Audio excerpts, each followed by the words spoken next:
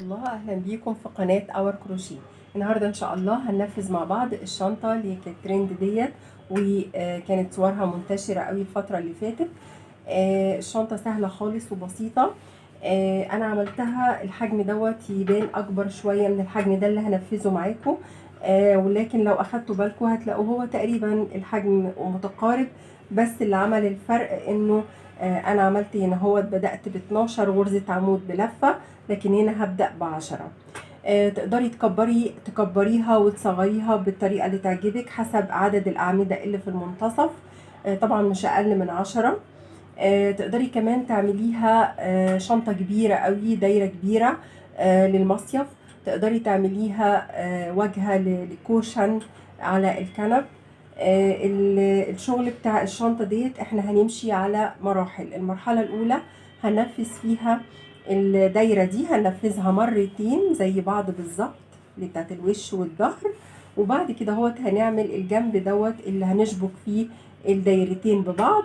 وبعد كده هوت نبتدي نعمل البطانة والكليبس نركبها، وهي سهلة خالص ومش هتاخد مننا أي وقت. هنبدأ بقى إن شاء الله. أنا عاملة الجزء الأول اللي هي الدايرة الأولانية، المفروض دلوقتي هنعمل الدايرة التانية. أنا هستعمل خيط مكرمية مصري وإبرة ألمونيوم مقاس 5، وطبعا الولاعة. وهنبدأ الأول كده اهوت بإننا نعمل دايرة سحرية. دي أبسط طريقة للدايرة السحرية. هرتفع 3 سلاسل، 3، وبعد كده هوت هعمل 9 أعمدة، لأن أول 3 سلاسل دول أنا هعتبرهم عمود. 1 2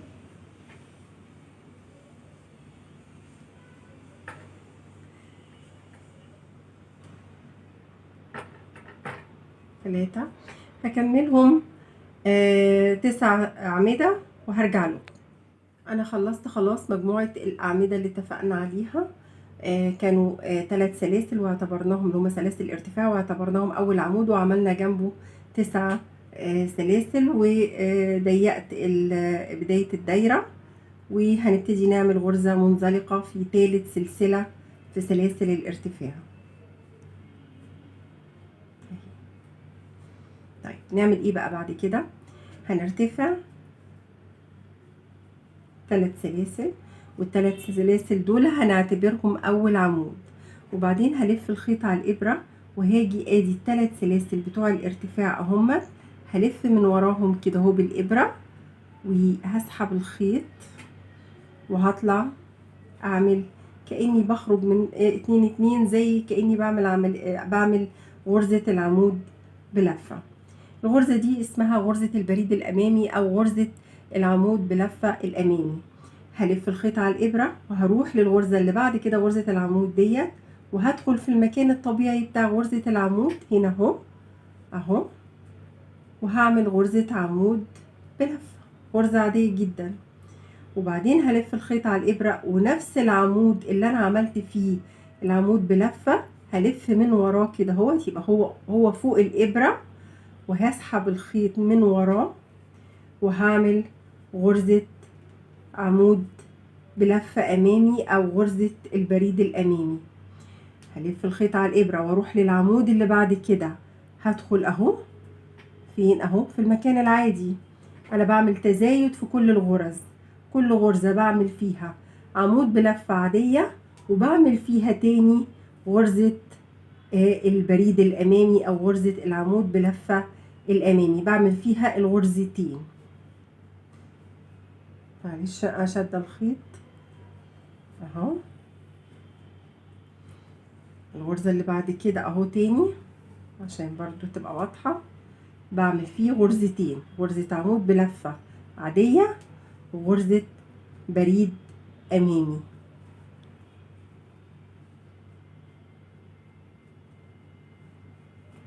ده تزايد في كل الغرز، كل الغرز بعمل فيها الغرزتين دول، غرزة العمود العادية، عمود بلفة العادية، ونفس العمود بعمل فيه، باجي كده من وراه واروح سحبه الخيط واعمل بريد امامي او عمود بلفه امامي.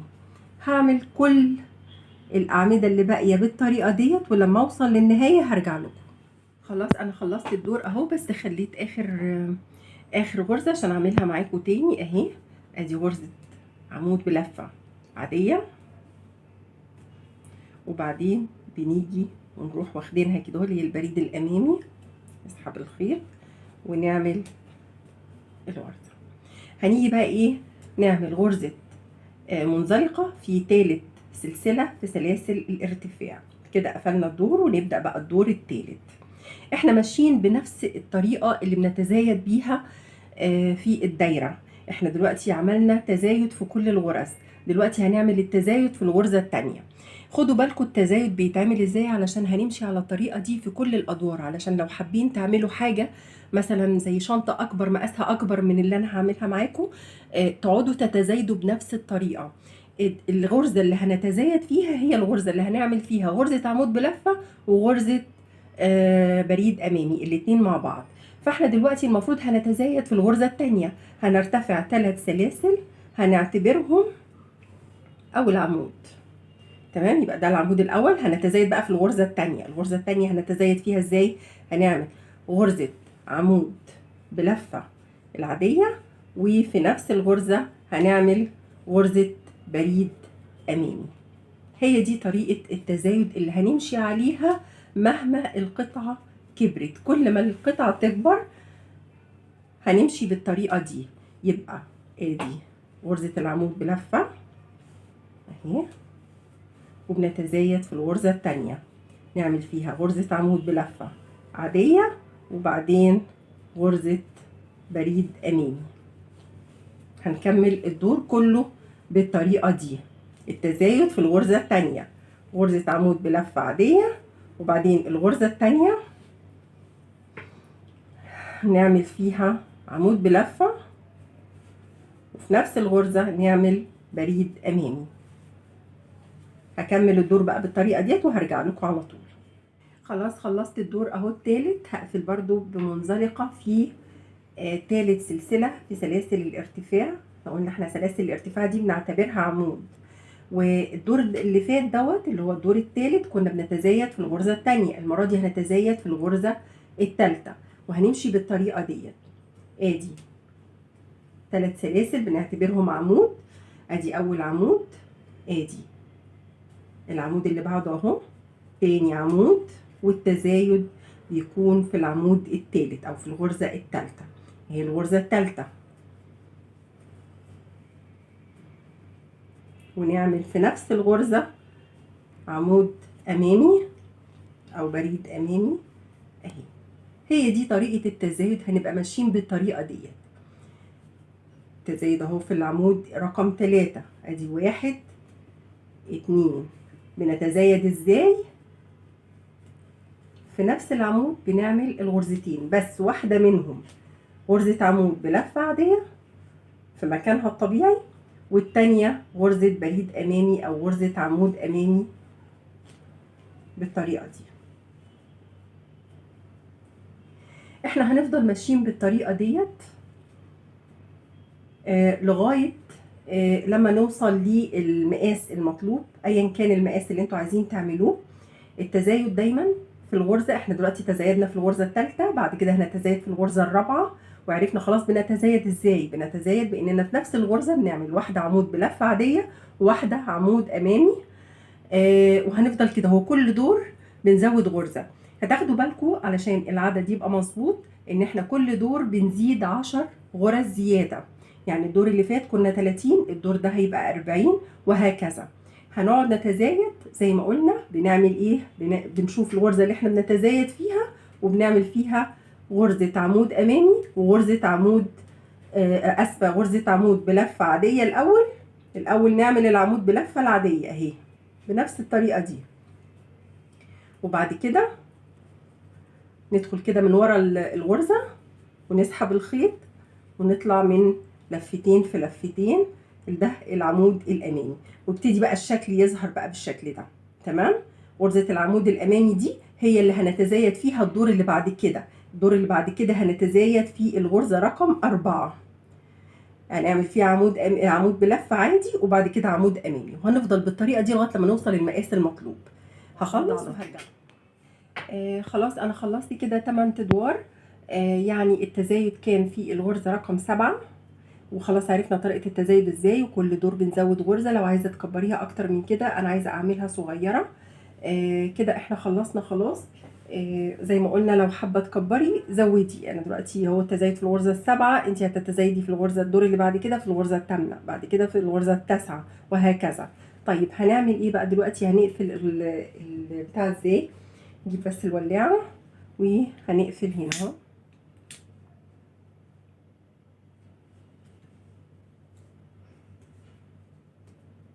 عشان بس كل دايرة هنقفلها بطريقة مختلفة عن التانية. تمام. ادي ال3 سلاسل اهمت.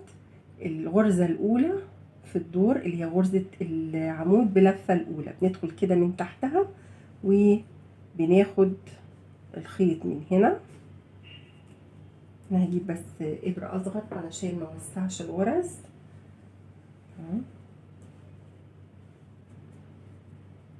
وهدخل هنا اسحب الخيط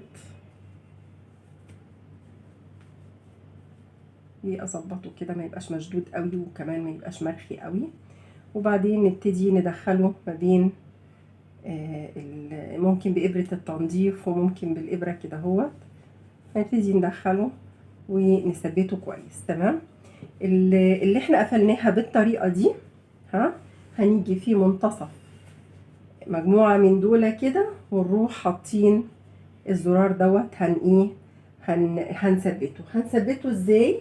هنجيب قطعة خيط من اللي احنا شغالين بيه اهو، قصيناه بالمقص علشان احنا عايزين نفتحه كده، لان الخيط ده بيبقى متين شوية عن الخيط بتاع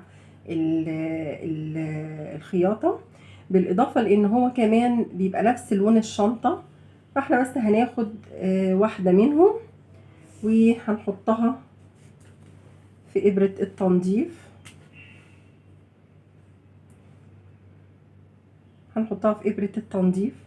وهنثبت بيها الزرار الخشب دوت، او ممكن تستعملي اي زرار تحبيه. طيب الدايرة التانية هنقفلها ازاي؟ الدايرة التانية هنقفلها بطريقة تانية خالص. هنعمل ايه بقى؟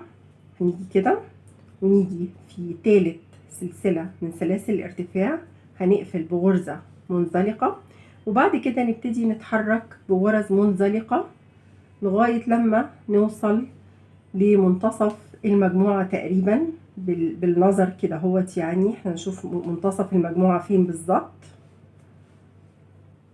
اعتقد هنا تقريبا.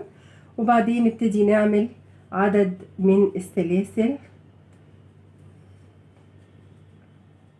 4 5 6 7 8 9 10.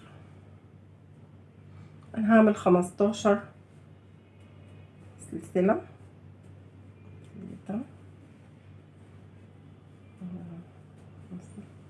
اعتقد كده هيبقى العدد سليم.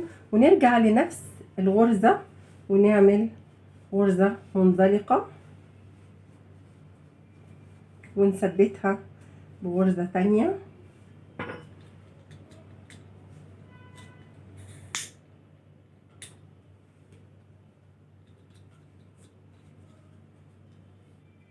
ولما دول يتقفلوا على بعض هي دي اللي هتقفل على الزرار. تمام. بس طبعا لازم نداري الخيط ده من ورا هنا اهو. طيب دلوقتي بقى احنا هنعمل ايه؟ دلوقتي احنا عايزين نعمل الجنب ده. طيب هنعمله ازاي؟ احنا قلنا ان احنا ده هنثبت فيه الزرار، ماشي، وهنسيب دي وهنسيب دي. يبقى عندنا 1 2 3 4 5 6 7 7 مجموعات. ال7 مجموعات دول في كل مجموعة منهم 8 غرز. يبقى العدد كام؟ يبقى العدد 56 غرزة. فاحنا هنعمل ايه؟ هنعمل العرض زي ما تحبوا، بس انا هعمله عشان الشنطة صغيرة، فهعمل العرض صغير. هعمل 1 2 3 4 5 ارتفاع. وبعد كده اهو هبدأ اعمل غرز حشو من الظهر كده اهوت. معلش الشنطة دي عايزة حد يكون ايه يعني عمل شنط قبل كده واشتغل كروشيه قبل كده، هيبقى صعبة شوية على المبتدئات. ادي 4 غرز من الحشو. ادي كده الدور الاول خلص. نرتفع سلسلة وندخل تحت الغرزة الاولى اهي، 1 2 3 اهي 4. وناخد بالنا ان الرابعة دايما بتبقى معوجة شوية كده. انا كده عملت دورين، المفروض ان انا اعمل 56 دور، علشان كل دور من دول هيتشبك في غرزة من الغرز دي حوالين داير. تمام. احنا هنفوت بس هنفوت 3، يعني هنسيب ال3 دول 3 مجموعات دول وهنبتدي نلزق من هنا. تمام. هخلص الجنب دوت وهوريكم ازاي هنلزقه. خلاص انا خلصت اهوت الجنب. زي ما قلنا احنا هنفوت دي، هتبقى الفتحة بتاعت الشنطة اللي هما ال3 مجموعات دول، دي فتحة الشنطة. وهنبدأ نقفل ال7 دول، وزي ما قلنا ال7 دول مجموعهم 56 غرزة. طيب 56 غرزة، فانا عملت هنا هو 56 دور على اساس ان كل دور هيتشبك في غرزة هنا. زي ما قلنا دي اللي هتبقى في المنتصف، وهنسيب دي وهنبدأ بدي. طيب هنقفلهم ازاي؟ انا هجيب الشنطة على ظهرها كده. تمام. وادي اخر دور اهو، هعمل غرزة ارتفاع، هدخل في الجنب بتاع الدور الاول اهو، او الدور الاخير اللي احنا مخلصينه، احنا ما فصلناش الخيط يعني. تمام. وهاجي طبعا ده اللي المنتصف، وبعد كده هسيب دي وهبتدي في اول غرزة في المجموعة دي اللي هي الغرزة دي.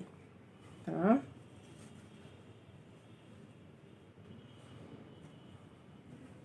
واسحب الخيط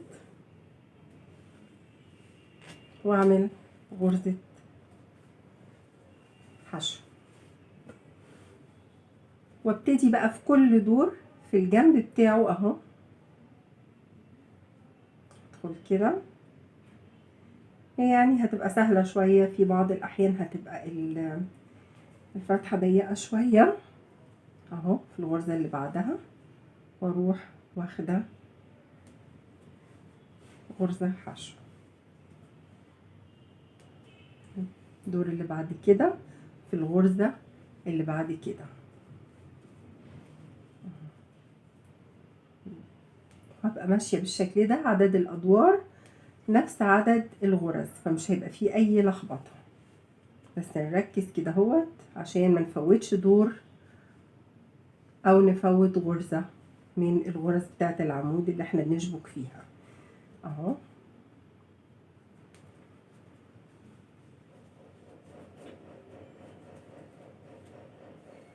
خلاص بس المجموعة الاولانية واوريكم شكلها هيبقى عامل ازاي.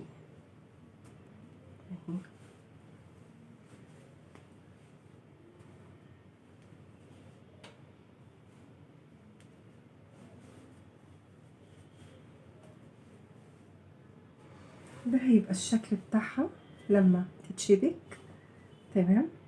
كل دور هنعمله هيبقى فيه واحدة الناحية واحدة كده اهوت، وهيبقى ده شكلها. تمام. وهفضل كده اهوت لغاية لما اوصل لهنا اهو. تمام.